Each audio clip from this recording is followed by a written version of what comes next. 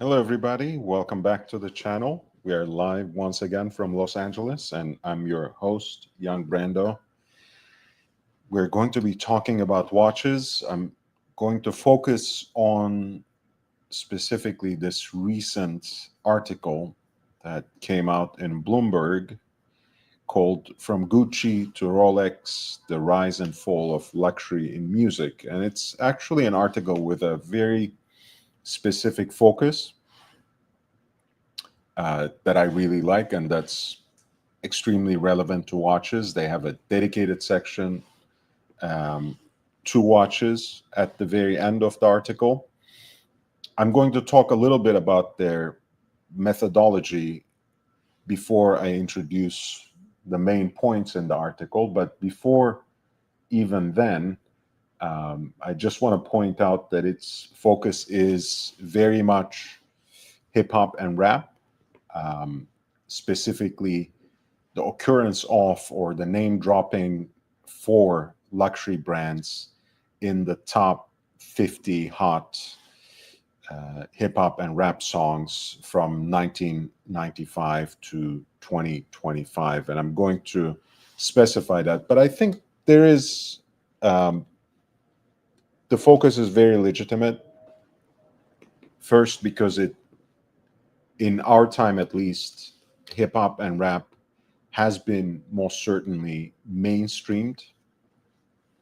So the tastes in that culture obviously reflect and, in fact, heavily influence the tastes in quote unquote mainstream culture. Uh, but perhaps more importantly, and this is something that's undeniable in a way, that's not even open to argument, that it's usually within the swagger and within the legacy of hip hop to name drop these sorts of brand names, to refer occasionally and sometimes even frequently to flex about one's aspirations and acquisitions in luxury. So I think that's a pretty good method to start with. And we are going to dive um, right into the article after I warm up my vocal cords, so to speak, by talking a little bit about what I've been doing on Instagram. Lovely to see you, Robert Wood and Ryan Hoffrey. You too. Great to see you both, gentlemen. I'm. By the way, I just crossed 23,000 on Instagram, so I'm very happy about that. That happened today. Um, there were a few moments here and there in the last month or two, and I'm still not very happy with the growth compared to how it has been before. But I think I have picked up the speed again. I have picked up some more traction once more. So I'm going to share with you some of the posts that I've made over the last 4 days or so. This is Steven Gerrard.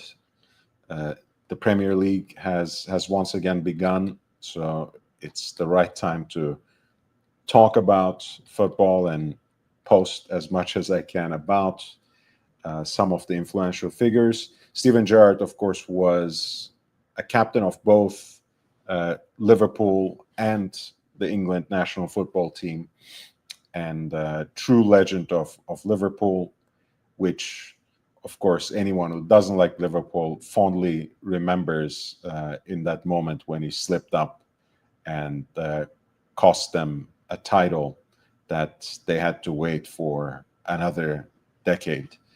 Um, anyway, not to pour on that misery, because Liverpool is doing really well these days, and so is Steven Gerrard, apparently, even though his coaching career is not the best. This was him earlier this season in Formula One in Bahrain, where he was at the at Charles Leclerc's side of the Ferrari garage, and he was wearing the Patek Philippe Nautilus flyback chronograph in a two-tone execution. So this is the now discontinued 5980 line 1 AR, meaning mainly in stainless steel and then with pink gold accents that include the porthole style bezel, the chronograph pushers, and also, of course, the polished center links of the bracelet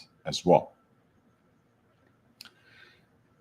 And I was mainly thinking, and feel free to leave your comment here or on the post, about two-tone Nautiluses in general, whether that is something you like. I mean, I'm a fan of two-tone watches at large, and I know this particular watch especially had at least a moment of sorts in our community, and we have JJ of the Watch Hangout to thank for that. I think he came up with a very snappy and beautiful nickname for it, the rich man's bluesy, he called it, as if it were a more opulent counterpart to the two-tone Rolex Submariner with the blue dial, and I think that was just perfect. And I know a few people had in the past declared this as a potential grail. I'm not a huge fan of the Nautilus, as you probably know, but I like this particular execution. I've always been a fan of Patek's modern self-winding chronographs as well, because of the uncluttered aesthetic on the dial, where you have a single register layout, where you have this crosshair style sub-dial at 6 that serves both as a 60-minute totalizer and a 12-hour counter. And I think it's also the case, by the way, that I don't know if there's a woman's model, but there's no more a true men's model, and we'll come to this point in a little bit, of Nautilus in two-tone anymore in their contemporary catalog. But at any rate, of recent offerings, this and a white gold, pink gold version of the 5712 that is also now discontinued, existed in the catalog as two-tone options for the Nautilus, but I don't think there are any full-size, quote-unquote, jumbo Nautiluses anymore in Patek's catalog. Anyway, I like this one. Not a big fan of Steven Gerrard, but I like Scuderia Ferrari, and I like the watch he's wearing, so we'll include it. This is a personality that I genuinely adore, Dr. Joseph de Toury. He is actually a PhD in biomedical engineering, who, for his research, spent 100 days under the sea in 2023 with a project that was dubbed Project Neptune 100.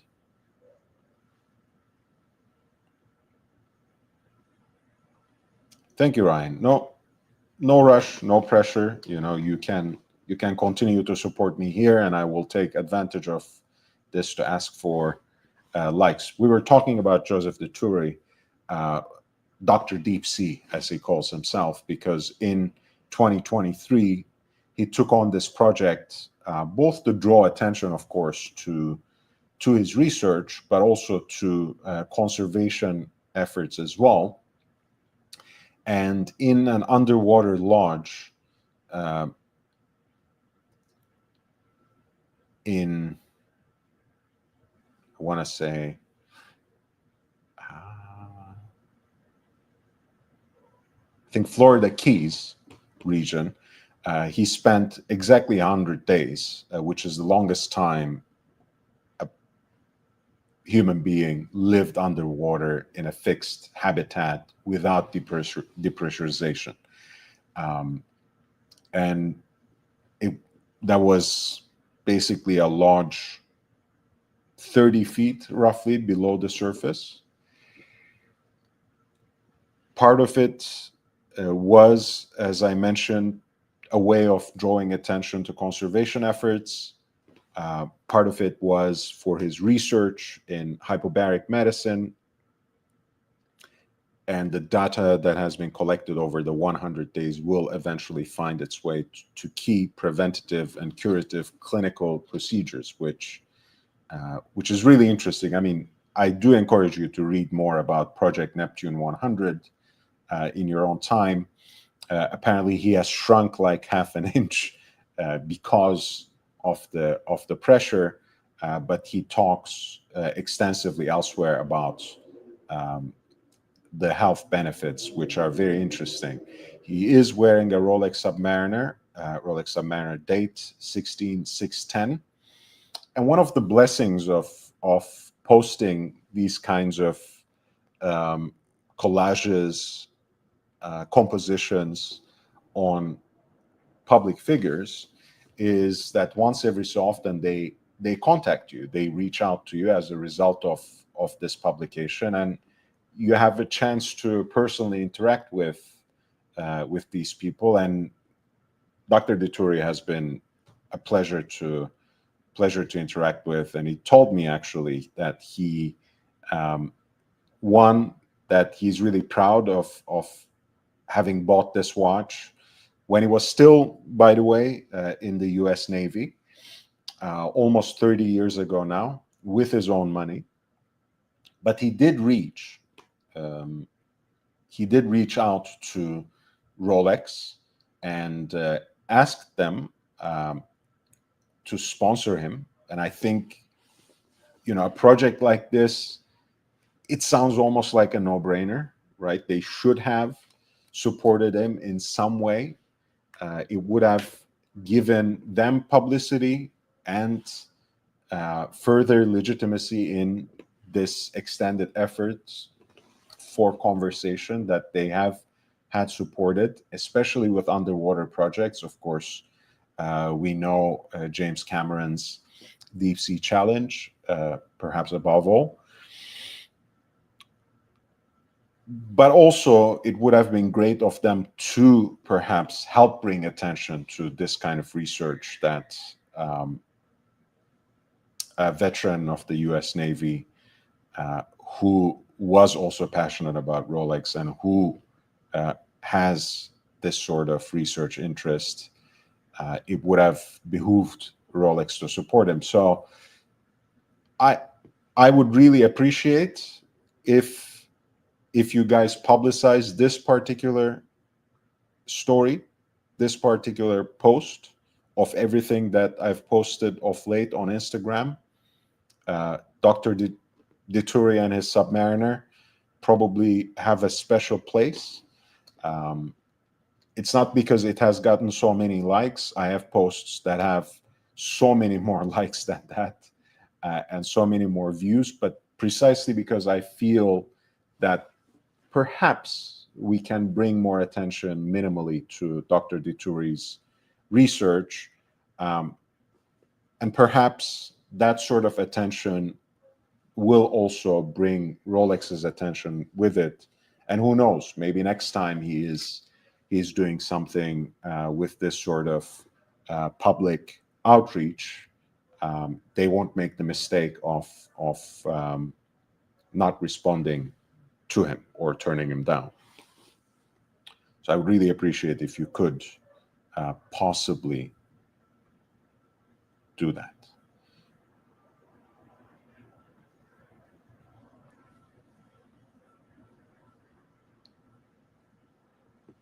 My next post is again on one of my idols, really one of the greatest inspirations that I've had from motorsports.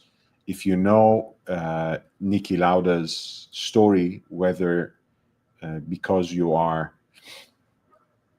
have been a fan of the sport of Formula One, or perhaps you watched the famous movie in 2013 that depicts the Ron Howard movie that depicts the rivalry between Niki Lauda and James Hunt. Niki Lauda, of course, has unfortunately passed away now more than 6 years ago, and but it's always nice to see some of his fondest memories and these sorts of candid moments shared on social media. And I follow the Niki Lauda account, of course, on Instagram, and once every so often they go on spurts of activity and post a lot of interesting stuff. And oftentimes, of course, he has a cool watch on his wrist. He was one of the coolest guys to have ever lived, and for him to come back from that sort of scarring injury and become a world champion again, and then after his retirement from active racing to continue to contribute, despite, of course, um, dealing with all kinds of lifelong complications that have remained with him after his infamous accident.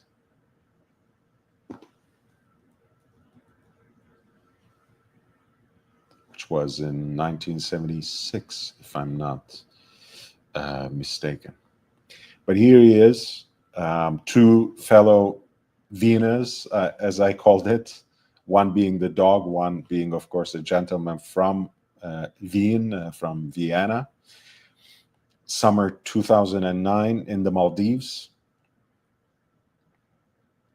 Niki Lauda is having lunch and he's wearing his Rolex Cosmograph Daytona, the 6265, which comes in the classic and unfailing combination, entirely executed in stainless steel and with a Panda dial, which in this case is chronograph, black chronograph registers against the backdrop of a silvered sunburst dial.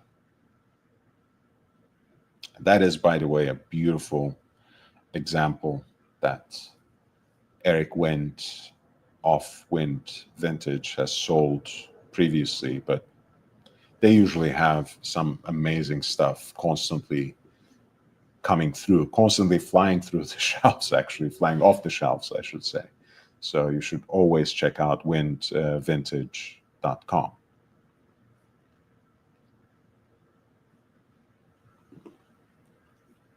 That was Niki Lauda and his Rolex Cosmograph Daytona reference 6265. Here's Fabio Cannavaro. Again,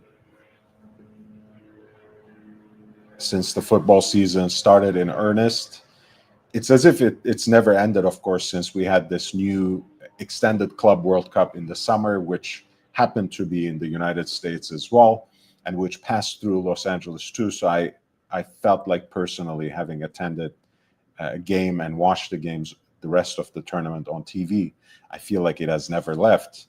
But anyway, Cannavaro was one of my favorites growing up. Of course, I was mostly playing pickup games and mostly found myself either in the goal because I have good reflexes, or in the defense because I'm not good for anything else. But I have the spirit and I have the defense. And Fabio Cannavaro had it in spades because I think he was probably around 5'9", but still one of the best defenders in the game. And this is at a time, I think, that the game was even more hard. Of course, not as tough as it was perhaps in the 60s, 70s, and 80s, but still, I think more rugged than today.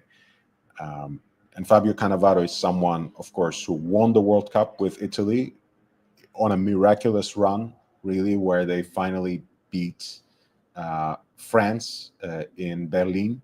So he is sometimes called Berlin Wall. He has also, for that performance, um, he has won the prestigious award for the World Player of the Year, the Ballon d'Or, which he's embracing in this picture. Of course, he had a very, very decorated club career as well, but I'm not going to get into that. He was the last defender to win the Ballon d'Or, and he is in the distinguished company of Franz Beckenbauer and Matthias Sammer as one of the only three defenders to have ever accomplished this feat. And he is actually wearing, on a leather strap on his right wrist, a Paul Newman Daytona, a 6239 specifically, in that reverse panda configuration, tricolor configuration, of course, the exotic dial, as exciting, as interesting as they come. By the way, again, he's one of those people who is wearing a watch on his right hand without being a lefty, right? His dominant foot, at the very least, was his right. So it's a very intentional choice and doesn't really have much to do with his dominant hand, I don't think, that he wears the watch and all his watches really on his right hand. He has an extensive collection. Another interesting thing that I shared, because again, people on Instagram who have followed me on the broadcast channel where I give updates and where I kind of conduct polls and small bits of research, people have encouraged me to include maybe at least a second visual whenever I can. So this is perhaps one of the most important pieces from his collection that he sold publicly in 2021, and it came back to public auction in 2024 as well. It is Patek Philippe Grand Complication, a reference 5208R-001, a minute repeating monopusher chronograph with an instantaneous perpetual calendar in 18 carats pink gold and with a sumptuous ebony black sunburst dial.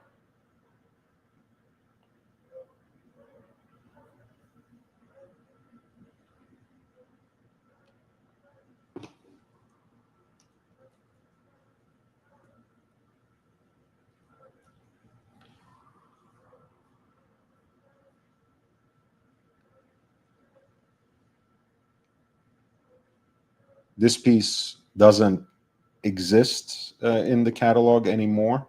It's been replaced, you might also say superseded, by actually what is a split-second version, which is the reference, I want to say 50, or is that also discontinued now? No, it's there, 5308 now, which is in white gold, and it's a new release as well. But this is really one of the most amazing pieces. And, you know, every brand kind of has their particular material in encasing a chiming watch, in housing a minute repeating mechanism in this case. And Patek usually goes for, or at least it is said that they sound best in pink gold. And we have kind of explored this topic. I shouldn't say kind of, we have pretty extensively explored this topic on a previous live stream. That was, of course, part of the Rare series, references and auction results. I will drop the link to the whole playlist with a new episode upcoming later this week, which I will announce and schedule very soon. Um, but oh, that was actually only the second episode of this series of references and auction results, which was dedicated to Patek Philippe chiming watches. So feel free to take a look at that. But this piece was sold first in 2001 in Hong Kong for charity um, for 833,500.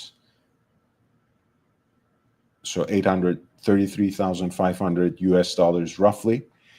And then when it came back on auction, it sold again by Philips, this time in New York, and this time for an amount that was closer to 710,000.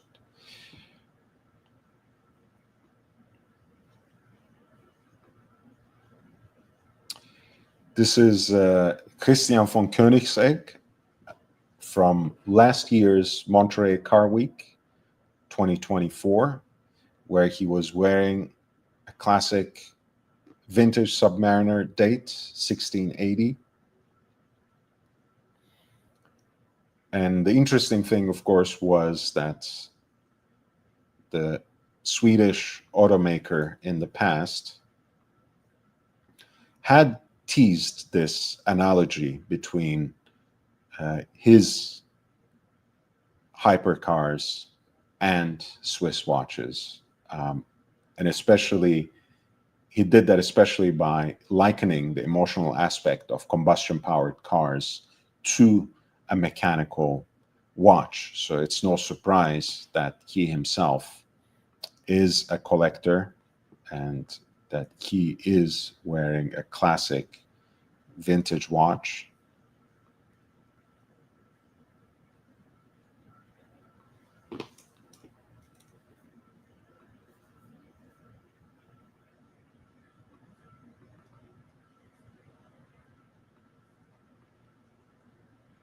Please hit the like button, by the way. We are almost there. We're going through our usual warm-up. This is from around the same area, basically, also from Carmel, California. There's the Monterey Car Week and the Quail, which is kind of like an coeval event. At the 2023 edition, the Formula One World Drivers Champion Jenson Button poses in his Lotus Evija, and he wears the John Mayer Daytona, which of course was discontinued with the rest of the line in 2023.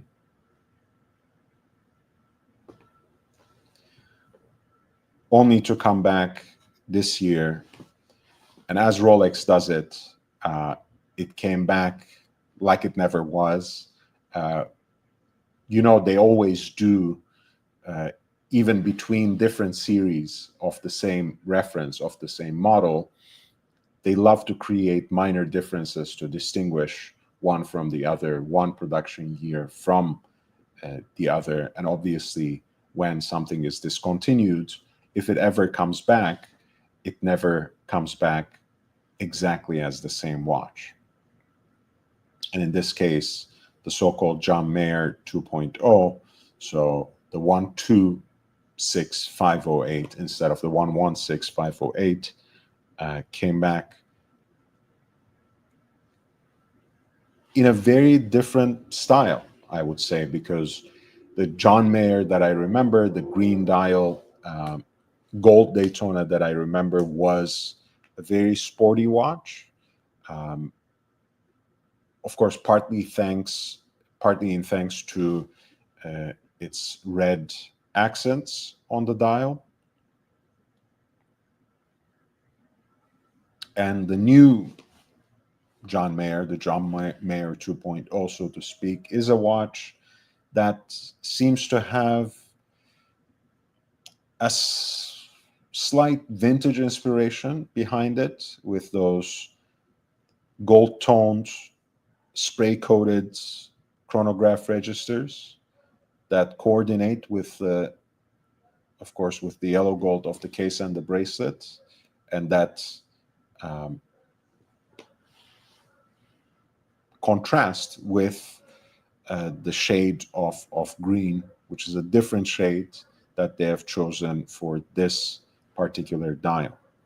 And again, feel free to let me know either here in the chat or on the comments to the post which one you actually prefer. I'm not a fan of either one, to be honest.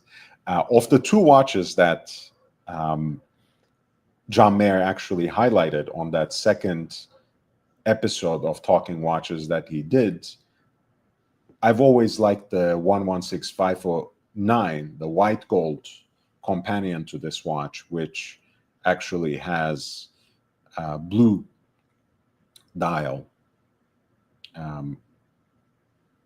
Somehow it's either the white metal case or the blue dial that struck me as more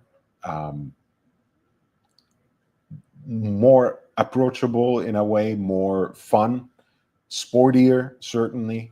And I certainly appreciate that that has come back too. Yet again, it lost its red centrally deployed chronograph seconds hand, right?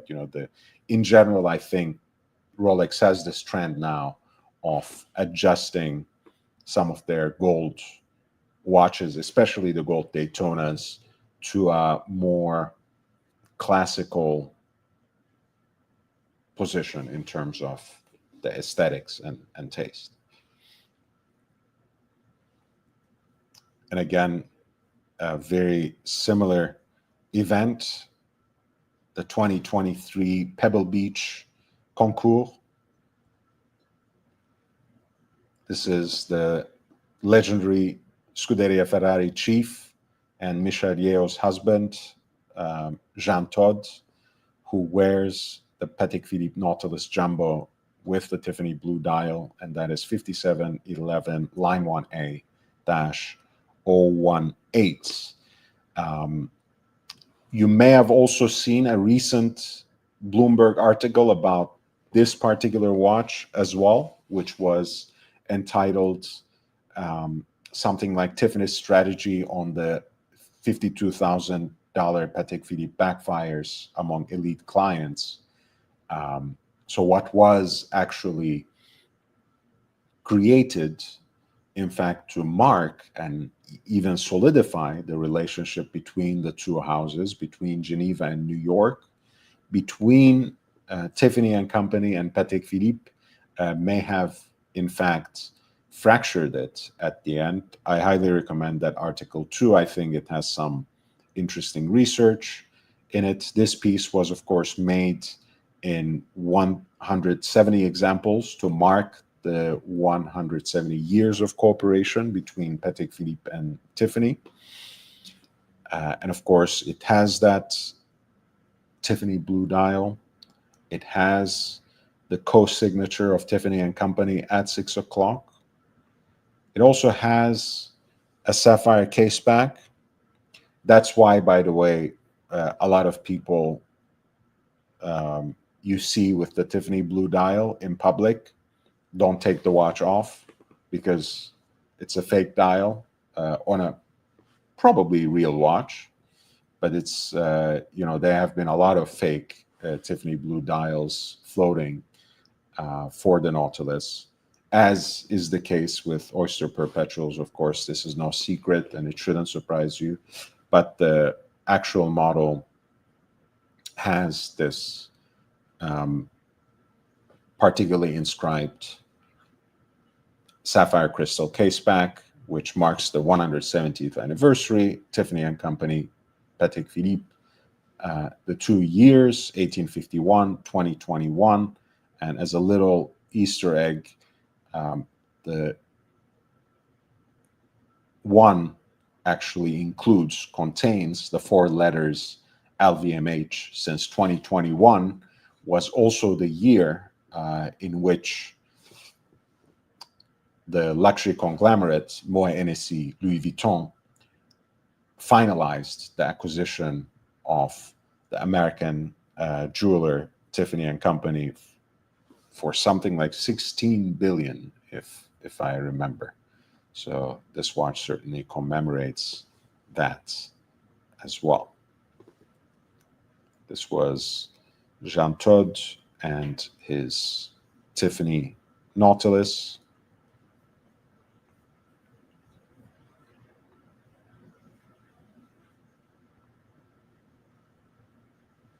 Here's someone whom I've been following, again, despite my own inclinations. You know, Barcelona, along with Liverpool and Arsenal, are probably one of my least favorite teams. But I really like how Jules Koundé has been carrying himself around and really curating a very eclectic but distinct personal style. He's a defender, a right back for both the French national football team and Barcelona. And he always takes a chance to visit vintage stores as the team goes around the world. They had their preseason tour in East Asia, so he was making the rounds in Korea and Japan, and now he passes through Paris and made a stop apparently at this famous vintage store called Son et Image, Sound and Image, famous vintage store that actually is frequented by a lot of American athletes and rappers as well. The owner of the store, who is here in the picture with Jules Koundé, Shala Ashak, is actually specializes on American vintage clothing mainly. So it's not a surprise that it would be popular among Americans as well as, of course, Parisians. And Jules Koundé is wearing actually a reduced sized version of AP's famous bamboo design, a baby bamboo, so to speak, in 18 karat yellow gold with a diamond dial, pretty similar to this one, I think. That the Davidoff brothers actually have in stock currently.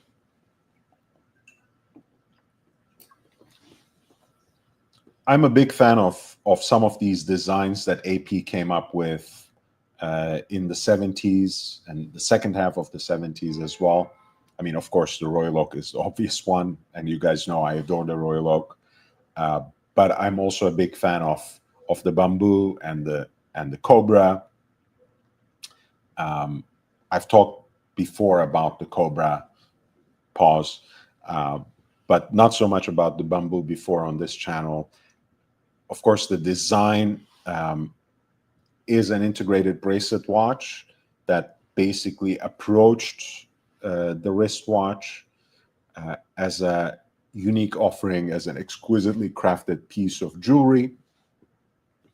The design combines an ultra thin octagonal case, as you can see here,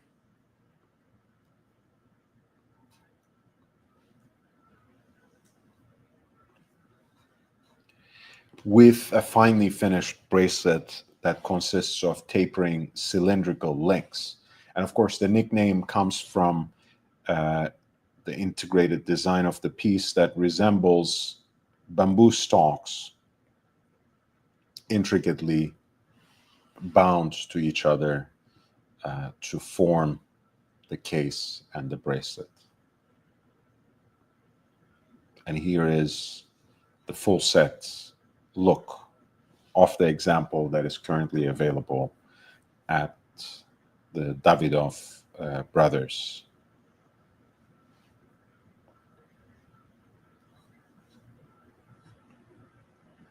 It's quite a cool watch. And again, I think on the one hand, it has been a trend, right, to wear smaller pieces, smaller dress pieces, especially. Of course, the integrated bracelet watches have been a thing well beyond this particular category, but I feel now there is some sort of convergence, right? People are really enamored with bracelet watches in general. People love it even more when the design is integral, when the design flows so readily and so elegantly from the case to the bracelet. And now that the tastes have been tending towards dressier pieces in precious metal and in smaller case diameters, I wonder if these kinds of pieces will make a comeback as well. And they have been making a comeback really on the wrists of mostly celebrities and public figures, but I'm expecting to see more and more on the wrists of the average collector as well. So this is the baby bamboo on the footballer Jules Koundé's wrist. And finally, my captain, Cristian Romero, Cuti Romero, is the new captain of my Spurs. I should perhaps reveal that I am wearing a Spurs jersey as we speak. There we go. Come on, you Spurs. I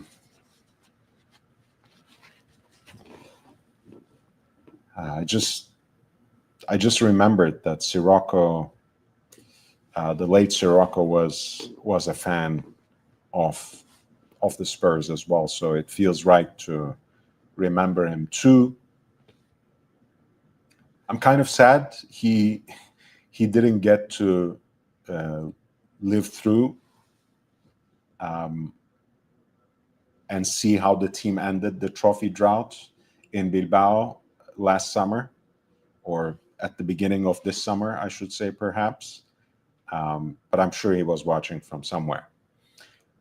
Cuti Romero just signed a long-term deal with Tottenham Hotspur, and he was wearing a Patek Philippe Aquanaut Travel Time in 18-karat pink gold with the opaline blue-gray embossed dial on a matching composite strap. This is the 5269R-001.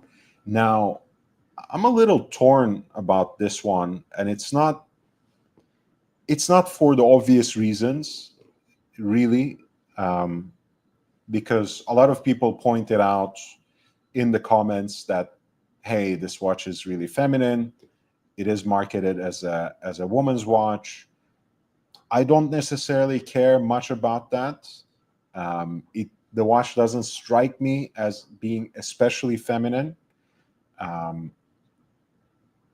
Its aesthetics and proportions are really akin to a neo vintage reference like 5065A. The case diameter scales right under 39 millimeters, 38.8, I think, to be exact. So I don't really mind that. You know, sometimes you have models of Aquanaut Luce, which have also some gem setting, at least, to make them more explicitly marketed towards women. But even that might not be a deal breaker for me. What may be a deal breaker for this particular watch, which I can't wrap my head around, which I can't really, I don't know, I can't really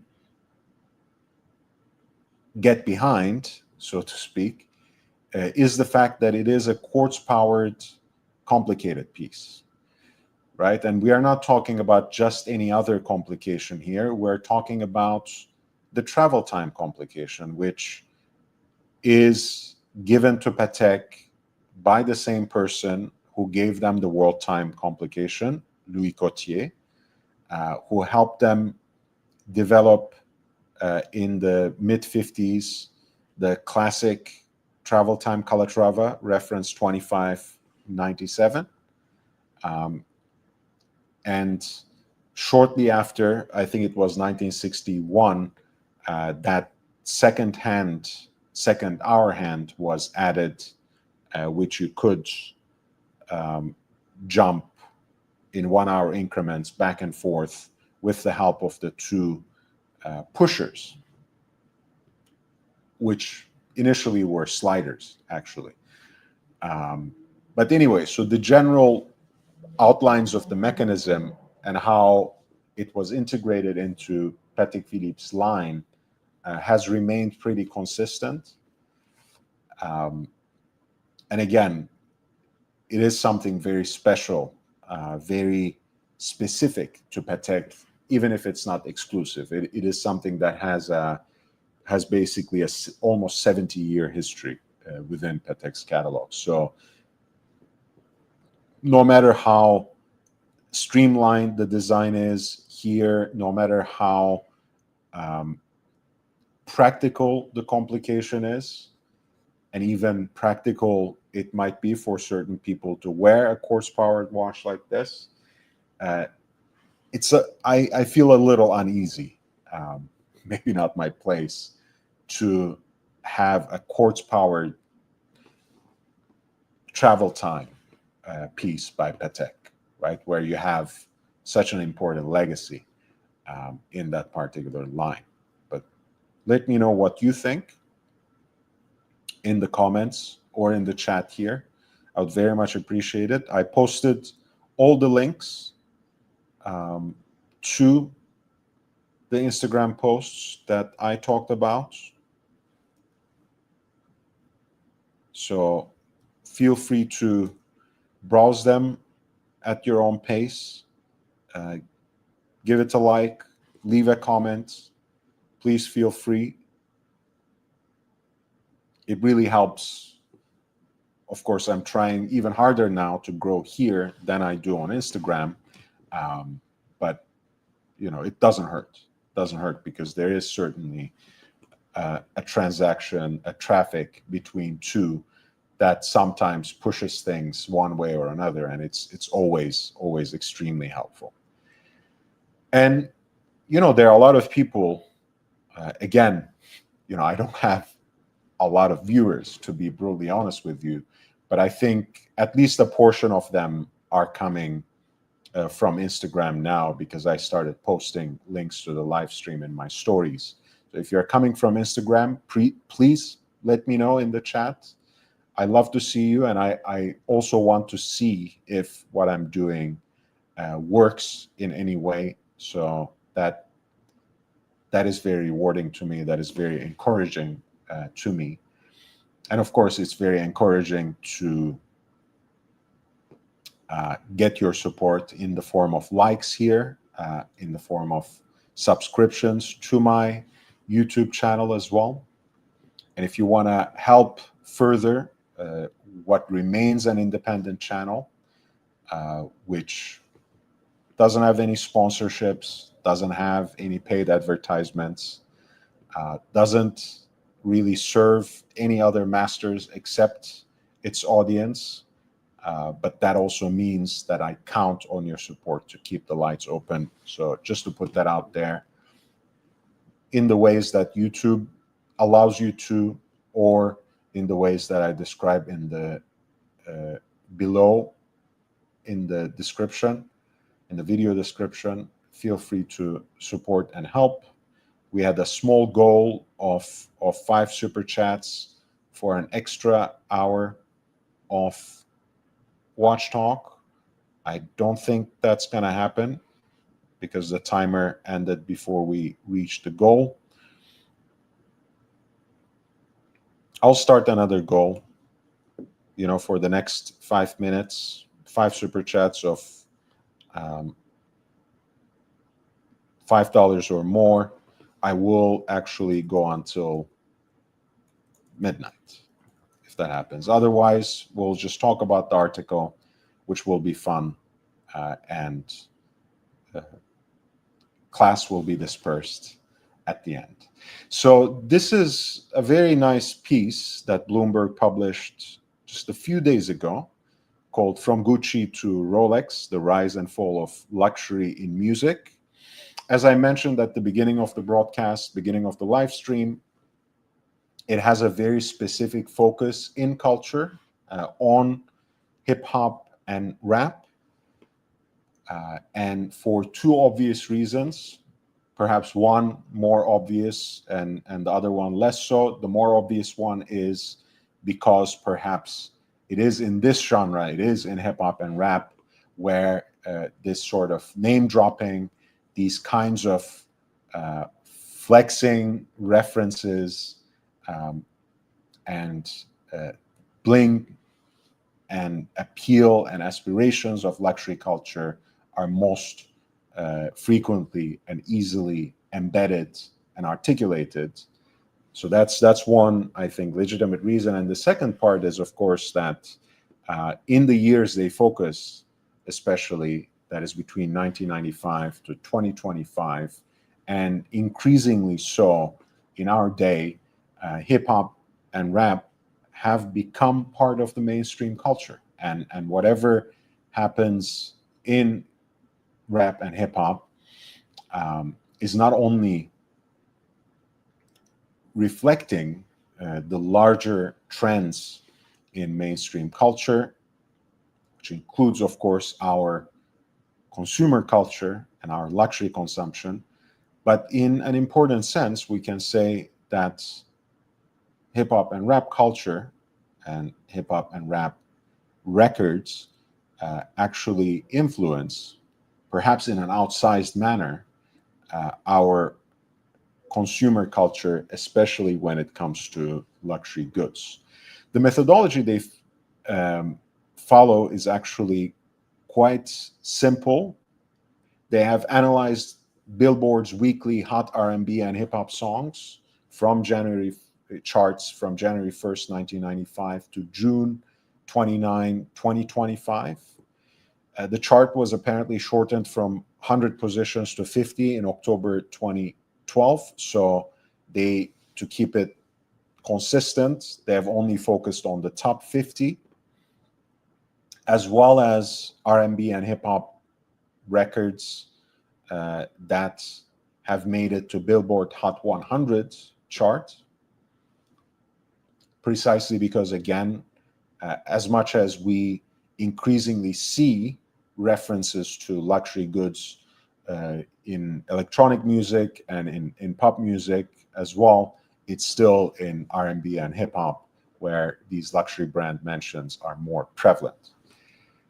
So they basically obtained lyrics for more than 7,000 unique songs from those charts through the Genius API and filled in missing lyrics from other sources for the 44 songs that were not available on that database.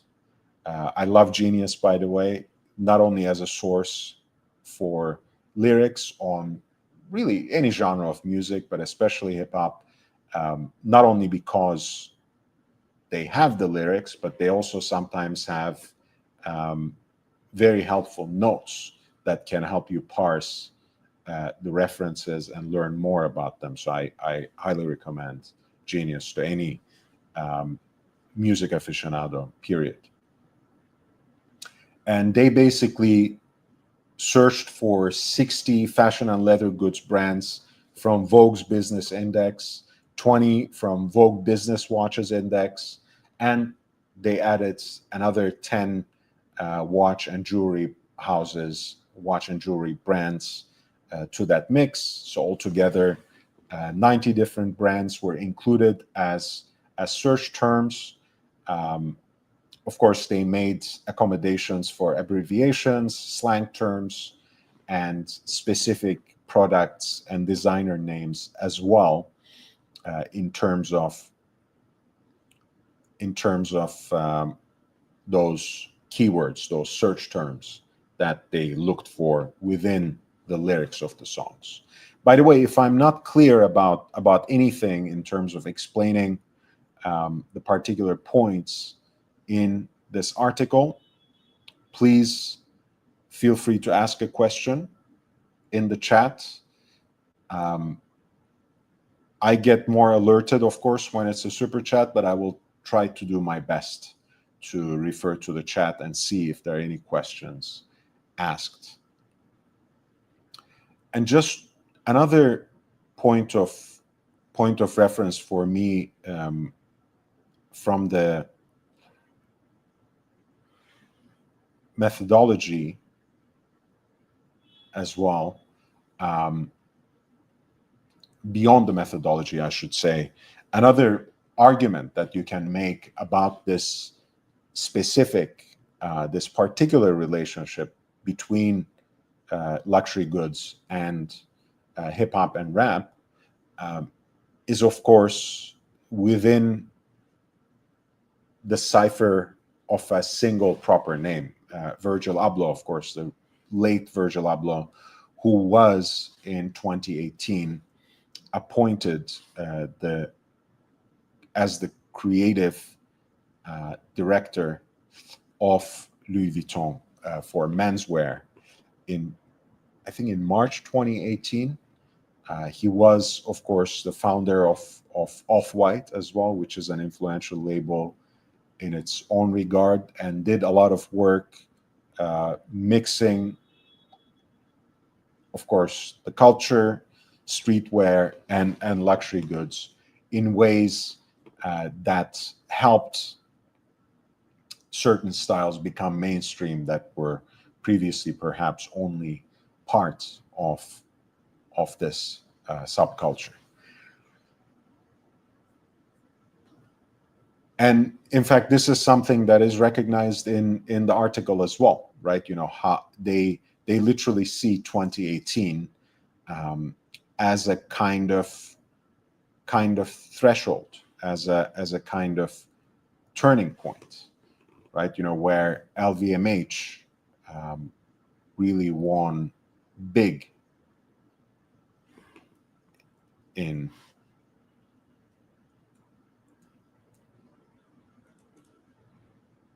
terms of how they benefited from this attention.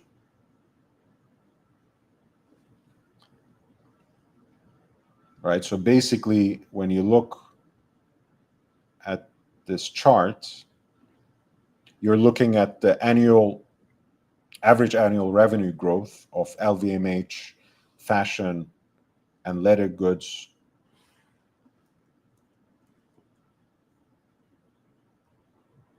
and LVMH, of course, includes Louis Vuitton. Of course, it includes Dior.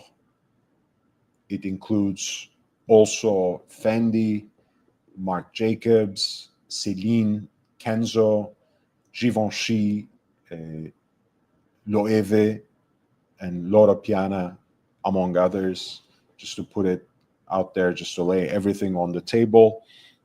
And you see there are, on average, 0 to 8 songs where these brands find mentions. And you see from 2010 to 2018, it seems pretty steady. And then with Virgil's appointment as the creative director of Louis Vuitton menswear, there's a significant jump. And of course, that jump coincides with a certain period in time, right? We are going to refer to that again. And then there's a distinct drop. And with Pharrell's appointment for the same role more recently, right, there is once again a certain tick in terms of the references to Moët Hennessy and Louis Vuitton brands, which, of course, doesn't surprise, and it must have something to do with the recent Clips album 2 that, in fact, Pharrell produced in its entirety, and that was, at least in part, recorded in the Louis Vuitton headquarters in Paris. Hi, Tickle My Talk. Nice to see you, man. Thank you for saying hi in the chat. And again, even if you don't have anything specific that you want to say, anything specific that you want to ask, I love knowing that you're here. So please feel free to let yourself known, let your voice be heard in the chat. It makes me happy when the chat flows in some way, even if I'm not included in the conversation myself. So this is one of the first charts that they included while I'm talking over it, just so you have an idea. Top 50 songs with at least one fashion or jewelry brand mention.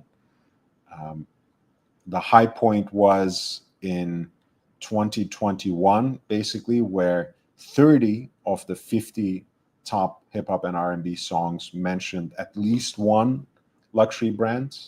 Sorry, that was the week of May 31st, 2020, right there. But you see there has been basically a gradual rise from 1995 to 2015, and then things start picking up dramatically after 2015 and sustain a certain high, perhaps until 2023, where there is later a steep drop.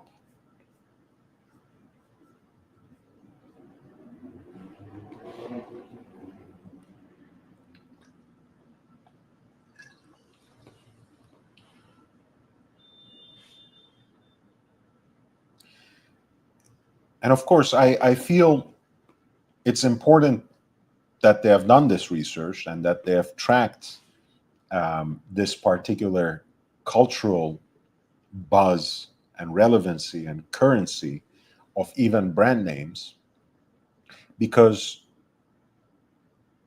you can do that by, I think, search terms that occur very frequently on Google and other engines. You can track it in social media, which gets closer. But I think there's something about music, about quote unquote more traditional cultural products, where, pardon me, you have this sometimes fraught, but certainly very productive relationship between, on the one hand, reflecting mainstream culture, but also generating some of the conversations, some of the influences, some of the buzzes for certain conversations, for certain brands, sometimes organically, sometimes less organically, from within these cultural artifacts. So I think it's much more interesting to someone like me, at least, to look at this sort of research rather than a piece that simply focuses on Google searches or terms and conversations as they occur on social media simply, right? Social media, of course, may be valorized for a certain mode of interaction within these terms, but oftentimes I think it's much more easily shaped, directed, orchestrated, and mastered by brands. So a lot of conversations that happen about brands, about trends on social media, are almost entirely puppet mastered by brands themselves, right? They're really not all that authentic. And that's, as someone who exists within social media, that's one of my main misgivings about social media, right? Of course, I'm not stupid. I'm not oblivious to product placements in music, especially in rap lyrics, right? But I also know that some of it is 100% organic, and you can have a brand like Migos, who has a song, Versace, which gets its own traction, starts running on its own legs, and then gets a remix that features Drake and basically revives a brand that hasn't been relevant at all since the 90s, with the band, with the three members of the Migos, which includes, of course, the late Takeoff, not even receiving a penny from the brand, from Versace, right? Versace, Medusa head on me. I mean, it's great. Of course, the brand's influence itself is there, but the brand's cultural relevance, which was at least in part, if not, for the most part, generated by the brand, was not even recognized, right? So it works in both ways, and sometimes it's much more authentic and organic than certainly social media conversations that, on the face of it, seem authentic.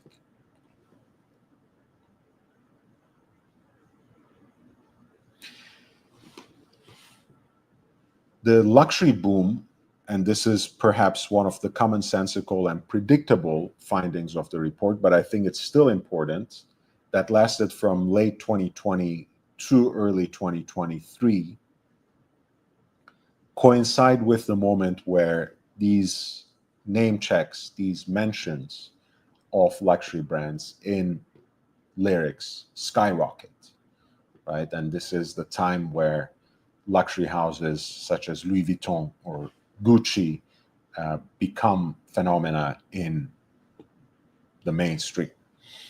Of course, Gucci has a much more extended history in hip hop and rap, both on the East Coast and the South, certainly. I mean, as a big fan of Gucci Mane, of course, I should know something about that. The mentions, again, predictably, have slumped at the same time when the crisis hit the luxury industry, right? With the sales down across the sector, with many young people turning away, perhaps, from this sort of conspicuous consumption, with the share prices, of course, also of LVMH and Kering, which owns Gucci, experiencing multi-year lows. The frequency with which the brand names have been name dropped in the songs has fallen quite steeply as well, and that's what we saw here, right? Where only 7 songs from the weekly top 50 mention a luxury brand for June 15th, 2025, compared to 30 out of the top 50 on May 31st, 2020.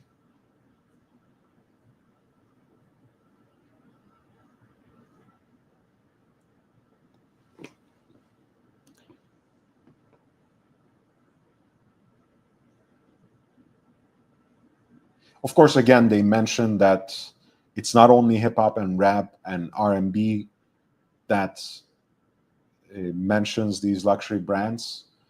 Of course, pop songs in the Billboard Hot 100, such as Meghan Trainor's 2022 hit "Made You Look," also shouts out Gucci, Louis Vuitton, Versace, but it's really these particular genres that have the highest mention of luxury brands, which Bloomberg tracked with their research as well. And of course, this more recent bump, we talked about Virgil Abloh's influential role, how the late Virgil was appointed men's creative director at Louis Vuitton, and how that really had a broader influence in the culture.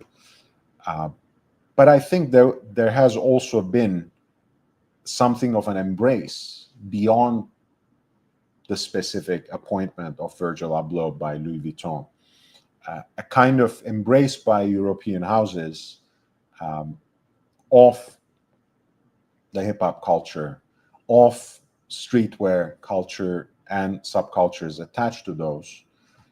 Um, and that coincides, of course, with the long, extended aspiration, the extended love affair between hip hop culture and these sorts of top end, high end luxury goods. So finally, there has been an overlap. There has been um, a fruitful, basically, embrace from both sides, from both ends of the culture, from hip hop and rap, and from the luxury industry that brought into consumption of luxury goods a younger and a much more diverse audience who is also passionate about the particular music.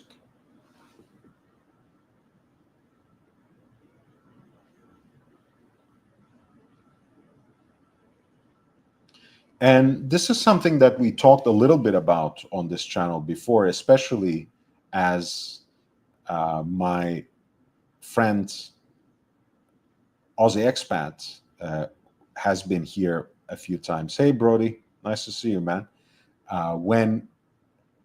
When he was here on the panel with me, he always had a theory about how, in times of recession, in times of economic downturn, the flashier, blingier uh, aspects of luxury culture, of luxury goods,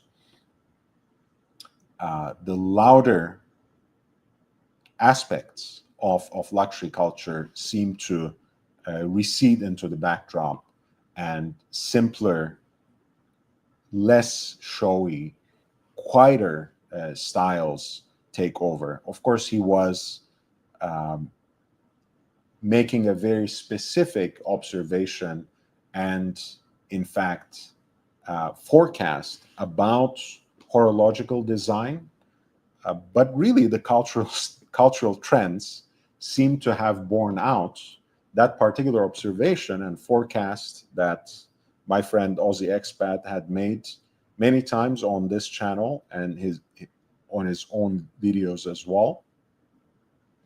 Um, quite luxury became a term that has been perhaps overused,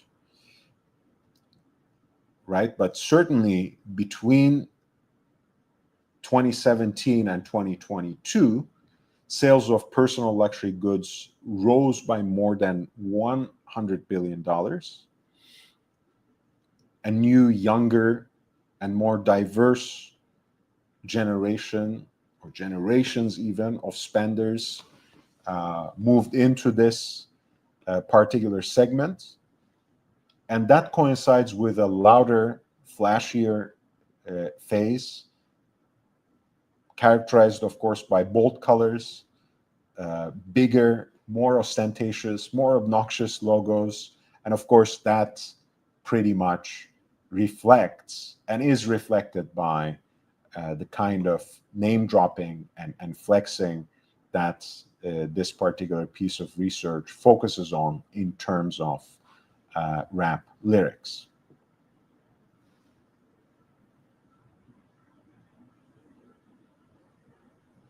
And right now you're looking at a chart that is called Cultural Brands That Are Lyrical Favorites. Height basically shows the annual average of weekly top 50 R&B and hip hop songs with name drops of these brands. And then the brands themselves are sorted by total mentions. And once again, you see, in 1998, we are down here with only 8 brands referenced across all songs on the weekly charts. In 2009, just 2 brands, Gucci and Louis Vuitton, claimed more lyrical mentions than the other 11 combined, right? And those brands include Rolex, Chanel, Hermes, Audemars Piguet, and Patek Philippe. In 2018, 39 brands of that inventory of 90 brands that this particular piece of research has collected were name checked, and it was led by Patek Philippe. You see how there has been that shift, and I talked a lot about this, right? That Patek it was as if Patek didn't exist in mainstream culture, right? It was, of course, it was very much the prestige brand among watch collectors long before 2016. Of course, Patek, especially in Europe, Italy and Germany, and also in its own way in Japan as well. Of course, Patek Philippe was known for its prestige among watchmakers, but it was less than a blip in terms of its mainstream recognition until basically the developments of the last decade. But after that, it was, it was as this phrase has. I think, it's usually, I think it was Ernest Hemingway that said it, right? Slowly at first and then all at once. So references to Patek start around 2016, slowly at first, and then by 2018, and certainly by 2020, you have almost this hegemony, not only in the horological space, but in luxury space of everyone mentioning Patek. Again, another finding they have, between 1995 to 2025, the 7 brands accounted for half of all luxury mentions in those songs. And those 7 brands are obviously Rolex, Chanel, Hermes, AP, Patek Philippe, Gucci, and Louis Vuitton. And of the 90 brands, of the remaining 83 brands, 57 other brands appeared, pardon me, at least once, which is very interesting still.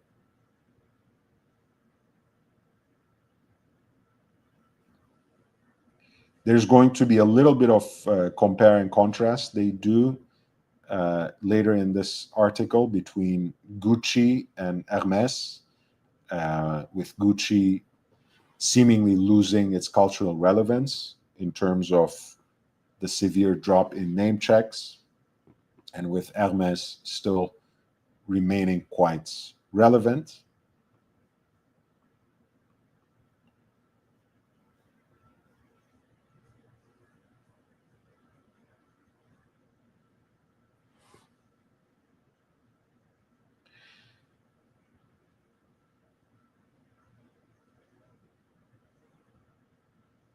And again, the article, as I mentioned, about how post-COVID, these new generations of newly affluent, young customers of luxury goods came under pressure. It also talks about how that era of bling and ostentation and flexing has itself receded. Streetwear fades from fashion, quiet luxury, in a way, takes its place. In so many ways, it's a very simplistic explanation, but indicating general trends. I think it's not unfair to say that. It's not unfair to observe this general push towards quiet luxury in a time of economic downturn, which coincides with what I was talking about earlier. This is the time where brands like Gucci, the Kering owned Gucci, and the LVMH owned Dior start appearing less and less in lyrics, right, in 22 and 23. Even though there's a broader range of labels now, there's a more widespread recognition of a variety of luxury goods, like Goyard, for example, again, which is a brand that would have never appeared in the mainstream musical context, becomes a name drop. And the article also talks about how perhaps there has been a more concerted effort to recruit athletes for campaigns. But again, that has, for me at least, from my perspective, of seeming sometimes inorganic and inauthentic, right? In the way, especially if the synergy between that particular person and the brand is not explored well in terms of genuine overlaps and in terms of really a shared enthusiasm for each other, for that personality by the brand, in terms of how they see their values and qualities reflected in that person, and whether that person actually has an emotional connection to the brand, perhaps whether that person has actually a history with the brand, collecting it themselves, right?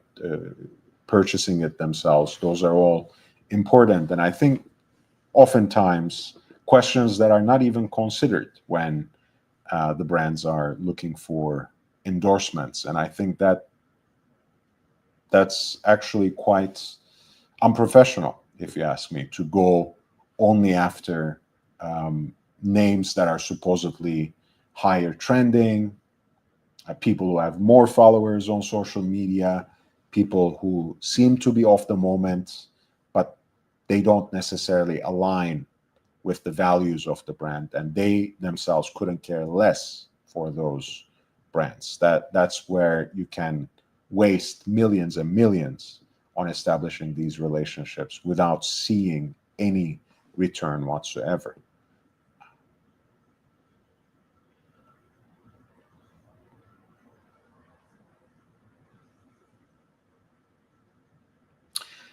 Gucci's case, in a way, the article argues, might be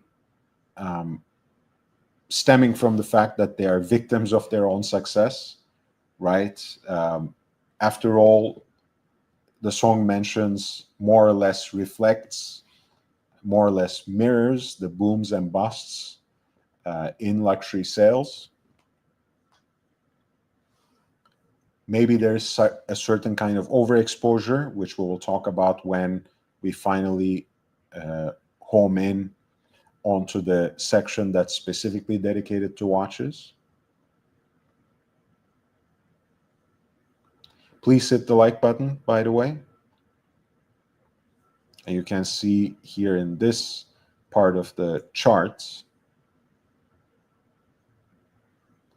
where the brand's growth, which was up to 21% from 2017 to 2021 on average, and that coincides with the cultural buzz that it's experienced and the downturn in annual revenue between 2021 and 2025, which averages out to minus 7.3, which is also reflected in the decline in name dropping Gucci in the weekly 50 top hot R&B and hip hop songs.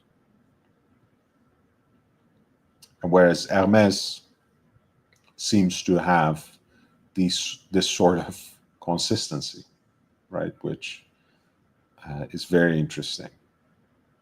How there are always some brands that seem to operate on their own terms, and seem to be therefore immune to the oscillations, to the ebbs and flows of these sorts of cultural trends. Nevertheless, right, there has been a steady rise from 2010 to, I think, roughly 2023, right, where you have on average almost 4 songs in that top 50. Again, annual average. 32 artists name-checked Hermes in 51 unique songs in 2021 and 2022, they say right here. And there's like a significant drop again around 2023, and that's very much reflective of the larger crisis that the luxury industry is facing, but it picks up soon after again and continues more or less in the same range or even in the same trajectory. Right, again, consistent growth in revenue from 2012 to 2025. We talked about LVMH's cultural triumph, really, in appointing Virgil Abloh and marrying cultures of streetwear with the expressive languages and creativity of streetwear with the languages of luxury goods, and how that really allowed a more younger and more diverse customer base to not only become familiar with the brand, but to enter into the demographic that are part and parcel important consumers of these brands, of Louis Vuitton first and foremost, but honestly, most of their other brands too. I think they're pretty good in highlighting different cultural aspects of their brands, whether we are talking about Dior, Fendi, even Loro Piana. And they are talking also towards the end of the article how luxury watches have lost their lyrical clout. And you see, this is what I was talking about when it comes to Patek Philippe, right? You know, where mentions are non-existent basically from 2010 to 2016. And then they reached their heights in 2018 and 2019. And there's again a significant drop in the post-COVID era.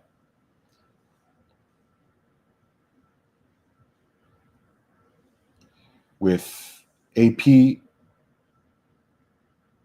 of course, it's actually very consistent and on a steadily rising trajectory, so to speak, which shouldn't be a surprise because they are really the brand which has consistently sought out connections in the realm of the culture of hip hop and rap for the last 2 decades and even longer.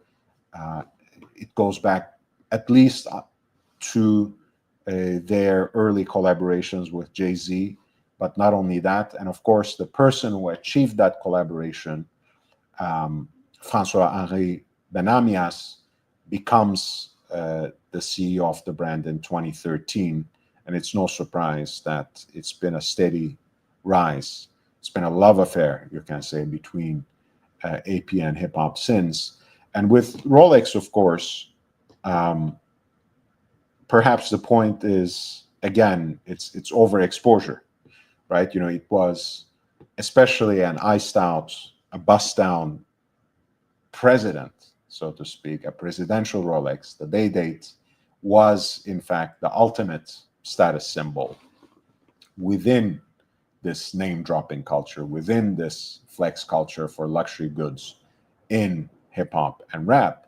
However, as it becomes more common, of course, as Rolex becomes more commonplace as a brand, uh, as a luxury brand, it suffers from that overexposure. And you see our references to Rolex in terms of the annual average have dropped down all the way down to one, right? To the same point as basically AP, right under Patek Philippe.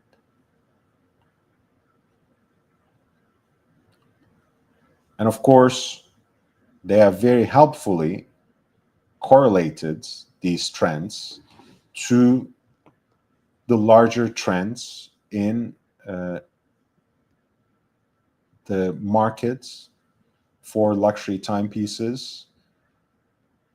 They have tied these results to the way that the demand for luxury watches have weakened since 2022.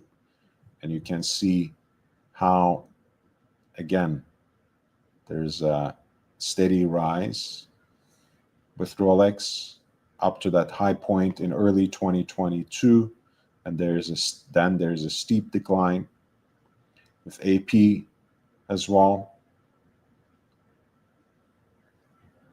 There's that steady rise until the first half of 2022, and then a steep decline.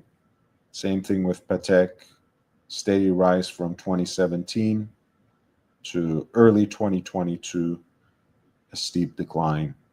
Cartier seems quite steady, but of course, the average value of the pieces between the top 30 models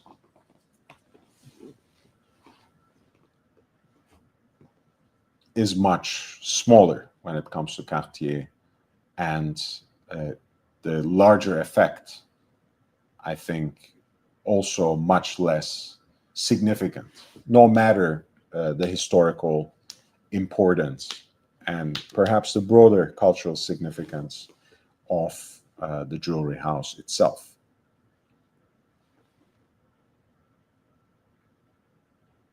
They have a very nice reference to Tyler, the Creator, as arguably the best known collector of Cartier timepieces. And they kind of single him out in encouraging a style shift within, of course, within hip hop culture from chunky, blingy sports models to more delicate pieces. As he says from his 2021 record, Hot Wind Blows, the Cartier is so light on my body, thought I floated here. So that's a cool thing that they picked up.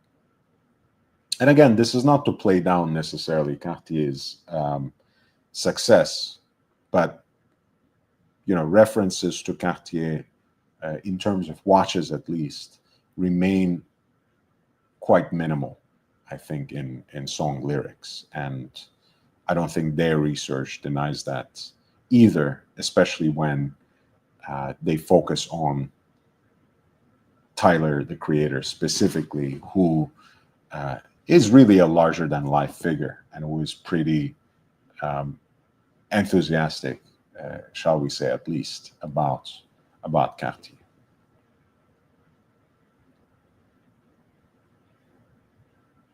And of course, the way Cartier and Van Cleef & Arpels have remained steadily successful has been a boon for Richemont.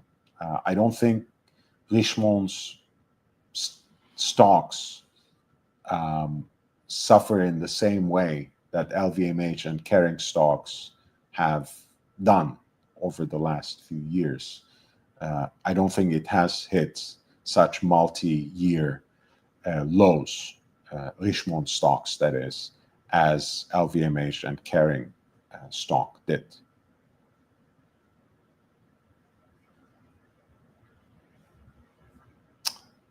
And finally, they end on the note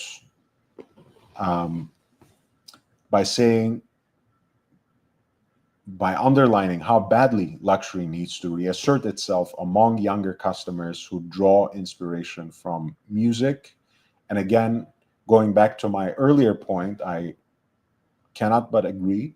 I think there is a certain dynamism, a certain authenticity, certain possibility of establishing organic relationships in music that are perhaps not as readily available in other cultural fields. Again, especially when you when you seek out these sorts of relationships in a more learned, educated way, going after the right kinds of figures who do actually have a recognition of your brand, who do actually reflect in their person, in their cultural works, in their public involvement, some of the values that your brand distinguishes itself by. If you go after those figures when there is the right kind of alignment, where some of these people have been, in fact, influencing others, have been, in fact, propagating your brand name, even without your involvement, I think you have the recipe of establishing something truly special there. And music, of course, again, doesn't simply reflect some of the larger, more general trends in culture, but has that unique ability to influence those trends, shape those trends.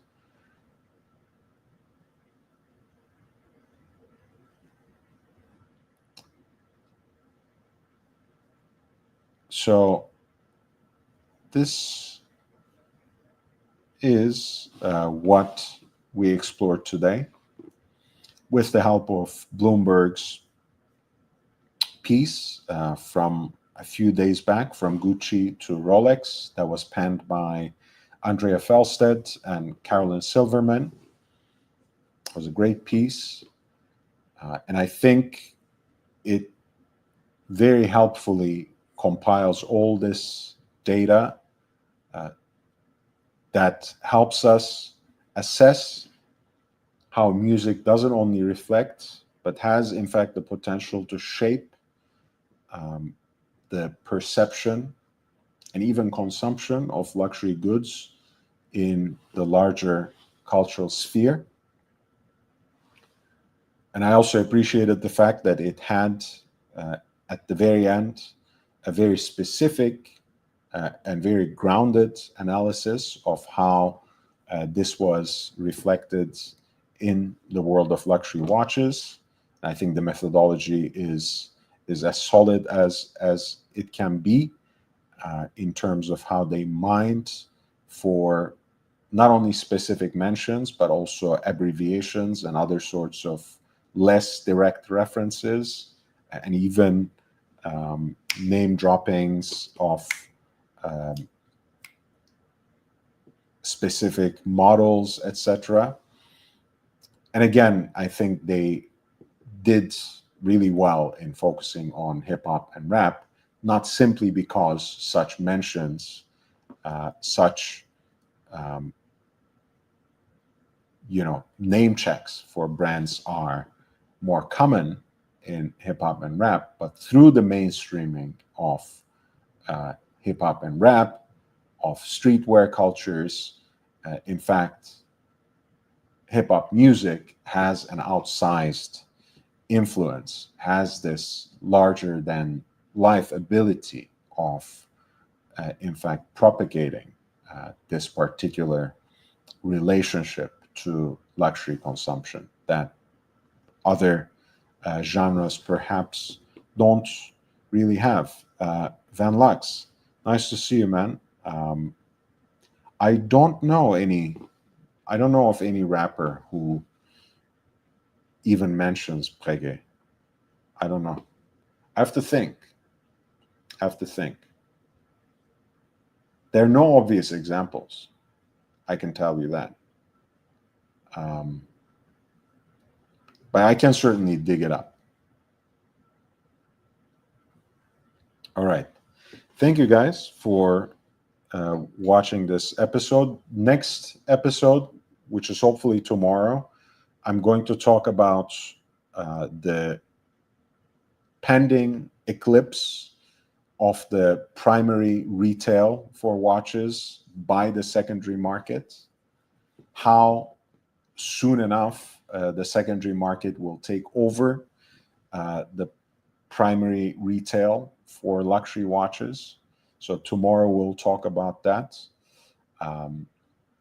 I'll try to start around the same time, which is 9 p.m.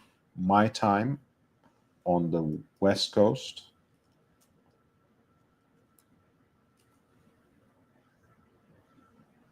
Pacific Daylight Savings Time. But maybe I will be able to start earlier. If I do, I'll let you know. In either case, I look forward to seeing you more often this week. And there will be an episode that I will post ahead of time, or rather that I will announce ahead of time, hopefully for Thursday, but perhaps later in the week, for references and auction results. That is coming up, a new episode on that. I've already shared the playlist earlier. Perhaps I should have pinned that, and I will pin it now, if that's possible, if I can find it. Yeah, I'll pin it now. So that's the link to the playlist of previous episodes in that series. You can find and play some of the stuff there. Of course, I appreciate all your support. Please subscribe here. The growth of the YouTube channel is very important. So if you hit the like, maybe this will push this particular live stream a little further in the algorithm where we get more eyeballs on it. Leave a comment after the live stream ends. That's always helpful. And it's also a good way to communicate, to ask questions, to continue some of the conversations that we have begun here. You can also simply follow me on Instagram and message me directly there. That's probably one of the easiest and quickest ways to reach me. Other than that, if you want to support this channel, YouTube gives you a number of ways. YouTube provides a number of paths. Of course, giving a super chat now before the live stream closes is a great way to do that. But even as you're leaving comments, you can leave that as super thanks. That is always a possibility. Buying a membership for yourself or gifting memberships is another great way to support the channel, not only because it's steady, but also because it gives you access to exclusive content. And there's a decent archive of that behind the paywall for this channel. So I highly recommend that. And if you prefer any other way, those are described in the video description. Feel free to check that out. I really appreciate your support, especially, again, since this is a completely independent channel that only works for you, and that I'm 100% committed to. So all the support that you give me is reflected back in the quality and quantity of content on this channel, but also it allows me to continue on that same editorial path where I can simply speak my own mind and give you the best perspective, the most unadulterated perspective, and the best kind of advice for you to spend your money in the best way in what can be a very treacherous retail market indeed within this larger luxury segment. So with that being said, I appreciate you. Please hit the like button before you leave. I will see you in the next one, most certainly. Until then, stay safe, stay healthy, wear and enjoy your watches. I'll see you tomorrow in the next one.